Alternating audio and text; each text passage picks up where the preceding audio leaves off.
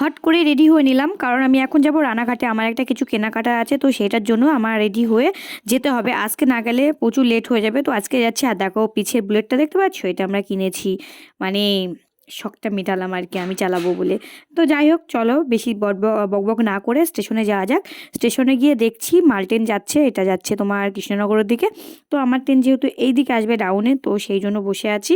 Train আসলে উঠে পড়বো। আর ট্রেনে উঠতে মনে হয় আজকে ভিড় হবে, কারণ প্রচুর ট্রেন লেট। আমি কোথাও গেলেই সেদিনকে ট্রেন লেট হয়, সেই ট্রেনে প্রচুর ভিড় হতে হয়, সে নামতে পারছিলাম না।